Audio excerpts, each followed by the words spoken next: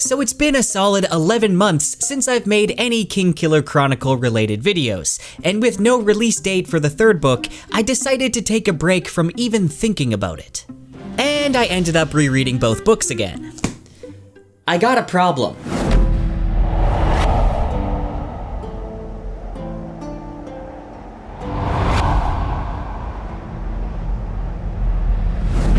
It was my first year of college. My dad had recently passed away, and while trying to cope as best I could, I was juggling with essay due dates and piles of required reading that destroyed any form of healthy sleeping habits. My love for reading for enjoyment was quickly fading as I put all my focus into my studies. But then when I actually got a break, I happened to stumble upon The Name of the Wind. The cover didn't really stand out as anything special to me, but the name intrigued me, and in its pages, I found a character that, while much more talented and arrogant than myself, was also dealing with loss and a busy university life. I read it at the exact time that I needed to, but then I read both books again, and I saw more. I noticed how it's really a book about stories, and how the stories within are often the same tale told in different ways, showing how stories shift and change over time. Then I read it a third time, this time catching the wordplay and the rhymes that Rothfuss expertly crafted, and a lot of the clues and foreshadowing that was easily missed the first time. There's many books that I wish I could read again for the first time, but the Kingkiller Chronicle is not one of them. Every time I reread these books, I learn more and more, which is why it's one of my most reread series. Patrick Rothfuss has made a story that's a lot more complex than it first appears. Obviously, it's not perfect, I've been frustrated with its flaws, and of course it's an unfinished series, but it's one that I still think is worth your time, so here are my reasons why you should read the Kingkiller Chronicle. The series consists of The Name of the Wind, The Wise Man's Fear, and that's it. We're still waiting on The Doors of Stone to finish off this trilogy. There's also the beautifully titled novella, The Slow Regard of Silent Things. However, even Pat himself says that this novella isn't for everyone. It doesn't add anything to the main plot at all, but it does give us an interesting look at one of my favorite characters. And there's also a short story called The Lightning Tree, which can be found in the Rogues Anthology. The story begins in the Waystone Inn, owned by a man named Kvothe, which is soon to be revealed as an alias for the legendary arcanist and kingkiller Kvothe. Now, Kvothe is a man who's caused many of the present-day problems going on throughout the land of Temerant.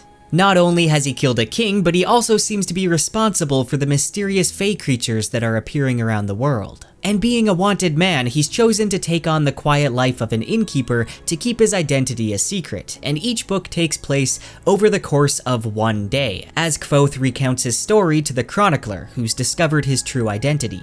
From his childhood, growing up with a troupe of traveling performers, until tragedy befalling him and years spent living on the streets of the vast port city of Tarbienne, to his education at the university, where he desires to know more about the mysterious arts of sympathy and naming, while also seeking information on a mysterious group talked about only in fairy tales, known as the Chandrian. While the story has plenty of humor and light moments, it's also one that's filled with tragedy and poverty, and really at its core, it's a revenge story. Now, the plot is kind of ambiguous. I mean, the protagonist himself is only vaguely aware of what he's working towards, so instead of having very specific story arcs, plot points weave in and out of each other as multiple threads slowly unfold, leaving plenty of mysteries and clues to these mysteries in their wake. It's very much about the journey than it is the destination, which can definitely be felt in the second book, which at times feels like it's meandering a bit, but it never does feel aimless. Kvothe is always fulfilling the stories that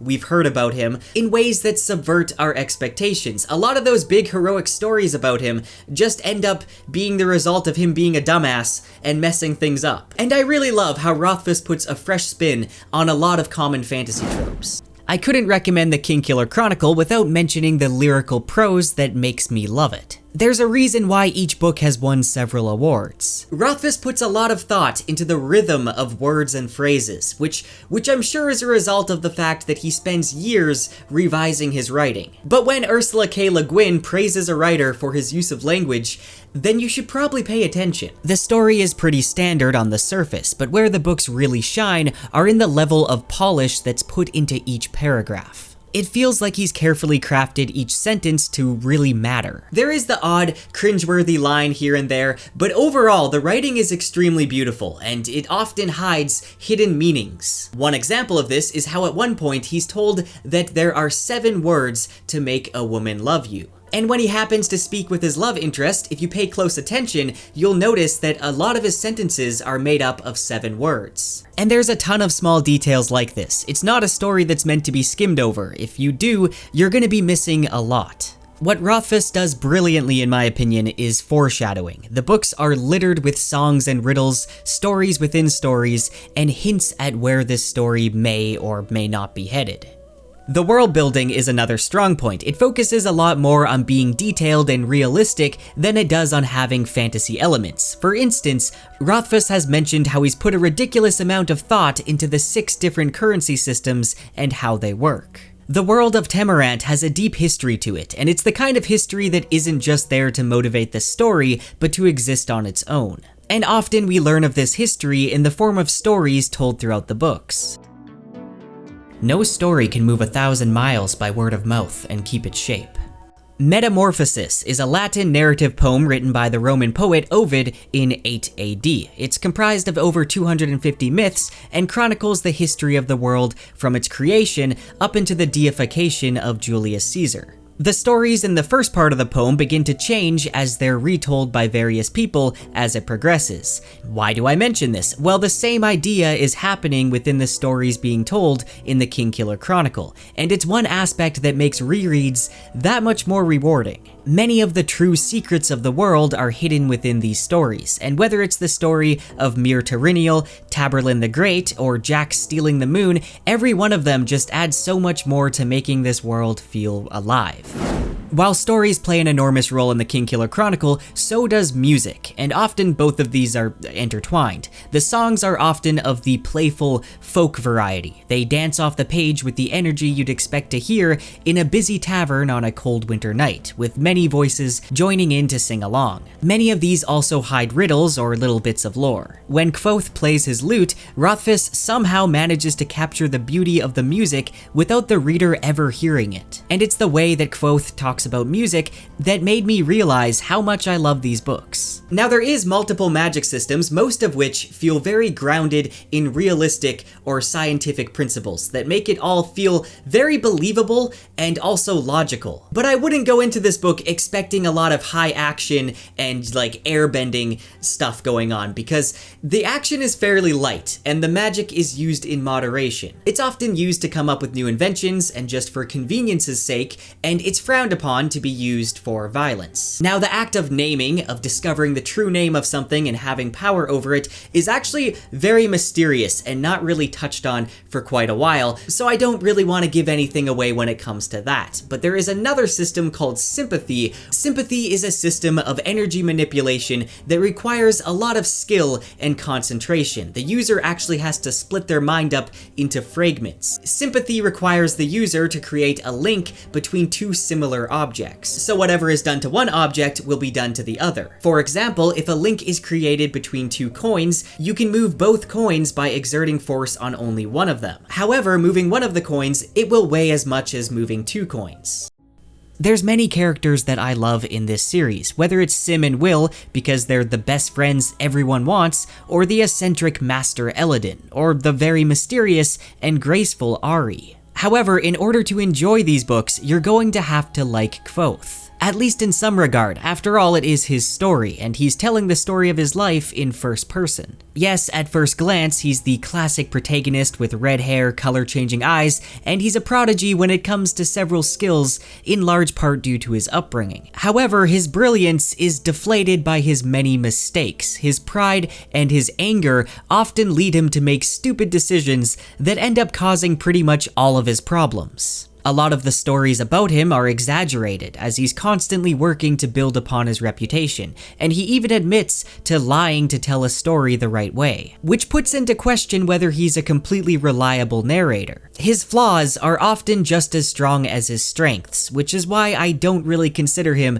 a Mary Sue character. There's a lot to like about him as well, but I wanted to put that out in the open that he can be a frustrating character. But really the fact that he is kind of unlikable at times makes makes him more interesting to me than just the regular cookie-cutter protagonist. And it's also important to note that as he's telling his story in the Waystone Inn, he constantly brings to the reader's attention how he was arrogant and thoughtless as a kid, and he was proud as a kicked cat. The juxtaposition between his younger, hot-headed self and the defeated man that he is in the Waystone Inn shows us how truly tragic of a character he's become. So in conclusion, the Kingkiller Chronicle has a layered story with lots of mysteries and secrets hidden below the surface. The prose is beautiful and lyrical, which is especially evident in its description of music. The world is realistic and filled with details and backstory, and has a magic system that feels very scientific and believable. And the characters, while frustrating, are both wonderful and tragic.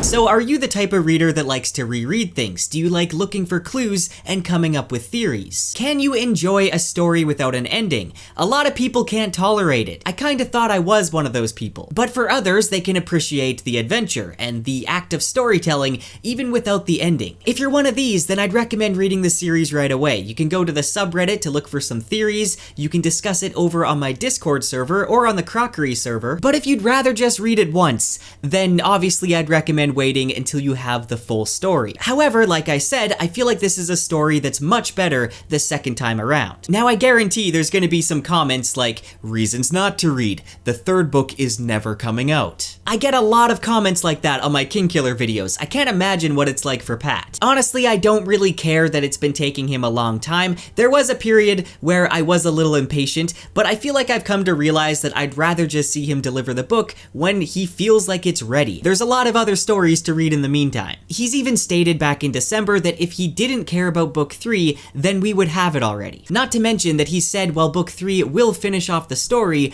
it's not going to be the final story set in this world. So he's got more stuff he's working on. It might take him a while, but I'm optimistic. However, even if the third book never did come out, which I don't think is gonna happen, but even so, I wouldn't regret having read these books. They're fantastic experiences by themselves. If you're looking for more Kingkiller videos, I got a whole playlist of them to keep you entertained, and next week I'll be making a new Kingkiller video all about the Sleeping Barrow King, which Rothfuss gave us some new information on in a recent stream.